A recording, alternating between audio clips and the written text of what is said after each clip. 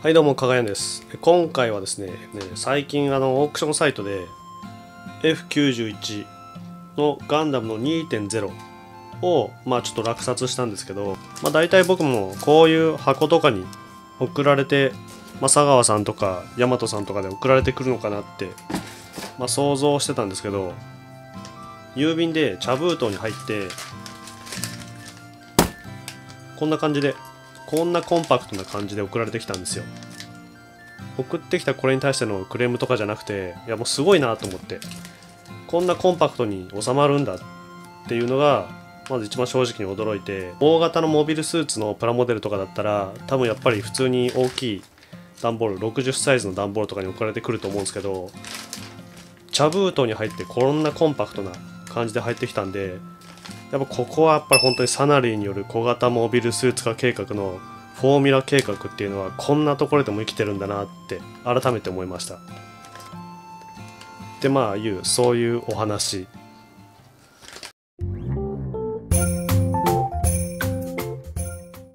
はい、そして今回紹介するのがガンキャノンですね。ガンキャノンの、僕もちょっとあんまり詳しくないんですけど、これリバイブ版みたいな感じで、初期の HG のガンキャノンがあるみたいなんですけど、僕はそれちょっと持ってないので、僕の基準がこれになるので、その初期のものに対していい悪いっていうのがちょっとよくわからないんですけど、今回はこっちの、新たに作り直された HG のガンキャノンということで、一番最初の方はやっぱちょっともうちょっと体つきががっしりしてて、頭部もでかいような感じのガンキャノンだったみたいなんで、この新しくなったガンキャノンは頭部がやっぱ小さいみたいですね。結構僕はスタイリッシュでかっこいいなと思うんですけど、ヒロイックな感じで主人公機でもおかしくないんじゃないかなっていう感じは僕はしますけど、で割とまだ結構新しくて、2015年発売の値段が1320円になります。横がこんな感じで、後ろがこんな感じです。足の裏がこんな感じで、ちゃんとしっかりデザインも入ってて、でアクションベースが取り付けられるような穴も開いてます。で頭部はこのように前後して、ここまで横を向くこともできます。ちょっとキャノン砲がちょっと邪魔しててなかなかって感じなんですけど、で頭部ですね、このまま真上までで少し下降気味まで下げることができます。かっこいいね。やっぱかっこいいな。で腕はこのボールジョイントですね。ボールジョイントの軸に肘がここまで回転して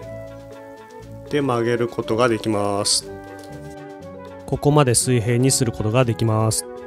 でボールジョイントで肩に邪魔するものも何もないので、ここまで腕をここまで上げることもできます。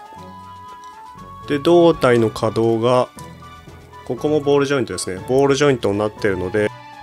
横は少し当たって全開に回すことはできませんが、こんな感じで稼働します。そして足の付け根はこんな感じで軸になってます。そして太ももはこんな感じで回って、膝はかなり曲がります。そして足首はこんな感じで左右と前後にも動かすことができるので、これは結構いろいろ表情をつけてポーズを取ることが可能なんじゃないでしょうか。頭部のバルカン砲は、これはガンダムマーカーで塗ってるので本来は白になってます。それ以外は墨入れしたぐらいで特に何もやってないので、本来の姿かなと思います。地球連邦軍が V 作戦で開発した試作モビルスーツ RX75 ガンタンク、 RX78 の2ガンダムと同じく RX シリーズの1機種で、中距離からの支援砲撃を主な運用法としていた。支援砲撃という役割から RX75 ガンタンクとの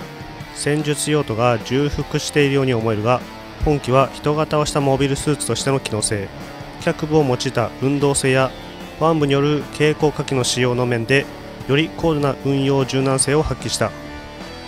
こうした特性により本機は肩に固定兵装を装備した支援用モビルスーツというジャンルを構築したのである。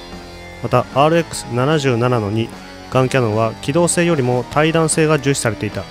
これは中距離帯での砲撃戦を主眼としていたためで、 MS-09R リックドムのジャイアントバズの直撃にも耐えたことからも、その走行強度の高さがうかがえる。コックピットは RX シリーズに共通するコアブロックシステムを採用。RX78 の2ガンダムと同じく上半身の A パーツと下半身の B パーツでコアファイターを挟み込む方式であった。こうした構造のため同タイプの装甲が脆弱になるという欠点もあったが、積層装甲の採用によってこの問題も解決していた。武装は両肩の 240mm 低反動キャノン砲を主兵装とし、ビームライフル、頭部 60mm バルカン砲を装備。240mm 低反動キャノン砲は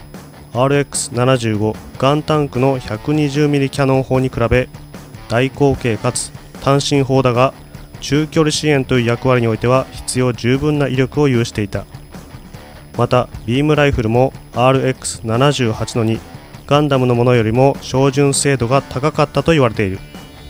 このように RX77 の2ガンキャノンの機体特性は武装の面からも理解できる。砲撃戦能力とモビルスーツとしての運用性、そして高い装甲防御力を有する RX77 の2ガンキャノンは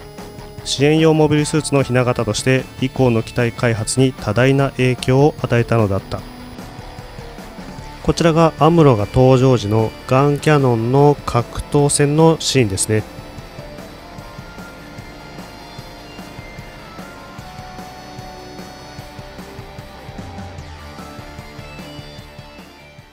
はい、大体こんな感じでざっくりと紹介したんですけど、付属品がないのでこのようにビームライフルと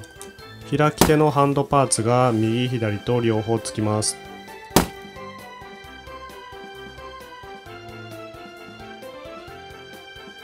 マーキングシールが108、109と203、3機あるうちのカイとハヤトね、カイとハヤトの番号があります。この辺はお好みで貼ればいいんじゃないですかね。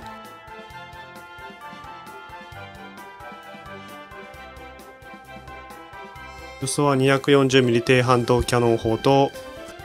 先ほどのビームライフルと頭部バルカンになります。で他にも武装は12連装ロケット弾ポットと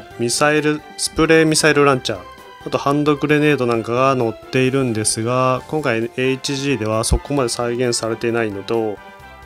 低反動キャノン砲に代わって両肩部に装備されるガンキャノンのオプションで砲撃よりも弾幕の形成に有効な兵装、試作段階まで進んだ装備で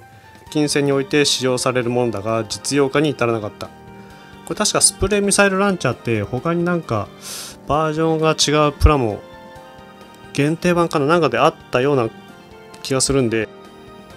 昔はガンダムばっかりであんまりガンキャノンはそんなに好きじゃなかったんですけど、アニメで見るとちょっと平べったくて横にでかくてっていう感じでなんかそんなに好きじゃなかったんですけど、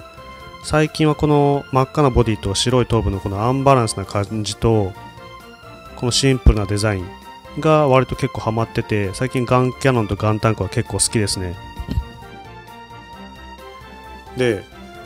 デザインもこれオーガール先生みたいなんですけど、オーガールさんなんですけど、これ普通にボディが、ガンダムのトリコロールカラーに対してガンキャノンが、灰色グレーと赤と白、黄色も入ってるけど、そんな感じでボディ全体が赤で着てるから、普通に考えたら